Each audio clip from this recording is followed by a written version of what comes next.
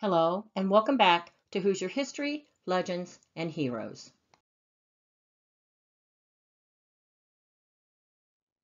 In this video, I will talk to you about a famous circus that you may have never heard of before. At one time, it was second only to the Ringling Brothers and Barnum and Bailey Circus. First, I want to introduce you to Karl Hagenbeck, who was born in Germany on June 10, 1844. He would supply wild animals to many zoos in Europe and also P.T. Barnum. Hagenbeck created the change in zoos from animals behind bars to their natural habitat enclosures. He also founded the most successful privately owned zoo in Germany. Hagenbeck began to exhibit his animals in all of the large cities in Europe and also in the United States in 1875. I also read that he started the training of animals with rewards over training with fear. Karl Hagenbeck died in 1913 in Hamburg, Germany from a snake bite. Karl Hagenbeck founded the Hagenbeck Circus in 1903. Now, I will introduce you to Benjamin Wallace. Ben was born on October 4th, 1847 in Pennsylvania. His father moved the family, settling in Peru, Indiana in 1863. In 1882, Ben purchased circus equipment from the bankrupt W.C. Coop Show. In 1883, Ben purchased the Nathan & Company Traveling Menagerie. In 1884, Wallace opened his own circus show called Wallace & Company's Great World Menagerie, Grand International Mardi Gras, Highway Hidalgo, and Alliance of Novelties. The show would leave Peru, Indiana by horse and wagon and tour in Indiana, Kentucky, and Virginia. The names of the shows would later change to the Great Wallace Shows. Ben Wallace passed away in 1921, and he is buried in the Wallace family plot in Mount Hope Cemetery in Peru, Indiana. Historian Craig Atkins described Wallace as the Circus King. In 1907, Ben Wallace purchased the Karl Hagenbeck Circus, merging it with his show and creating the Hagenbeck-Wallace Circus. In 1913, Wallace sold the circus to the American Circus Corporation. In its time, the Hagenbeck-Wallace Circus had become one of the greatest circuses, second only to the Ringling Brothers and Barnum and Bailey Circus. The circus traveled by train. The train cars were made of wood and they were lighted using kerosene lamps. The circus traveled in two trains. The first train held the animals. In the second train, the performers and their families and the circus laborers were housed. Our World War I troops traveled all over the country in troop trains. Tragically, the circus train and an empty troop train would be in the same place at the same time in northern Indiana. In the early morning hours of June 22, 1918, the Hagenbeck-Wallace Circus was traveling to an engagement in Hammond, Indiana. The first train that held the animal acts arrived without any issues. At 4 a.m., the second train, full of sleeping people, was being moved to an area close to Gary, Indiana, so a mechanical problem could be checked out.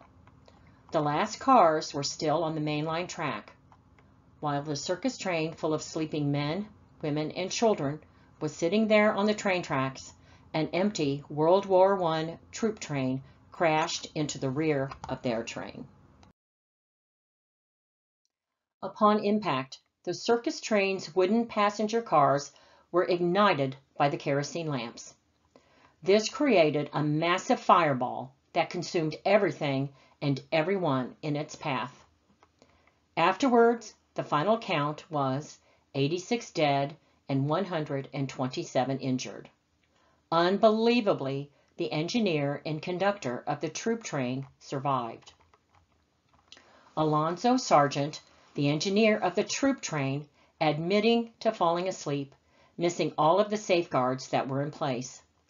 Also, the rear brakeman of the circus train watched in horror as the troop train passed all of the railroad safeguards. He started running towards the train while carrying a type of torch and would throw the fusee in the cab window, hoping to get the attention of the engineer before it crashed into the rear of the circus train. Alonzo Sargent would be arrested and charged with manslaughter. His trial was held in April of 1919. He would confess to falling asleep. Sargent had been a good employee for the railroad for 16 years until this horrific night. During the trial, it was shown that Sargent was aware that he was following a slow-moving circus train and had little to no sleep for the previous 24 hours. His attorney put forth to the jury that lack of sleep, several heavy meals, some kidney pills, and the gentle rolling of the train are believed to be the cause of Engineer Sargent falling asleep at the controls. When the judge sent the jury away for deliberations, he told the jury to return a verdict of involuntary manslaughter if they found the defendant guilty.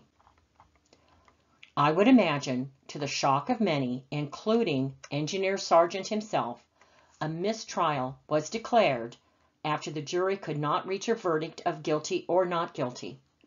Prosecutors would not retry the case. All charges were dismissed on June 9, 1920. It is believed that most of the 86 victims died within the first 35 seconds after the crash.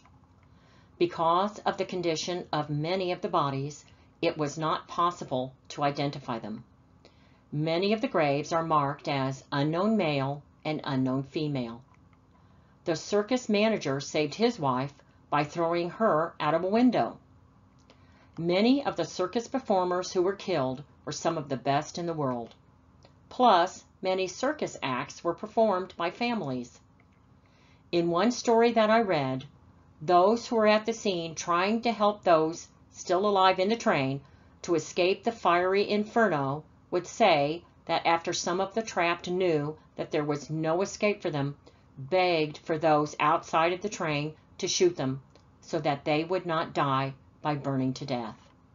But no shots were ever heard. I don't know if this story is true or not, but the nightmare of those who were trapped inside is beyond imagining.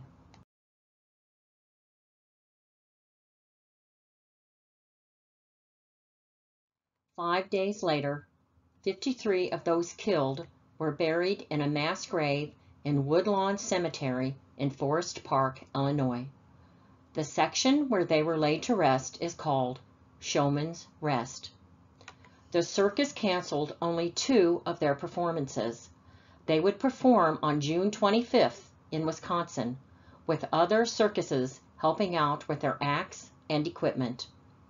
The Hagenbeck-Wallace Circus would cease to exist in 1938. Thank you for watching the tragic story of the Hagenbeck-Wallace Circus train wreck, the true story of a one-time famous circus that sadly no longer exists. Show your support for this channel by subscribing.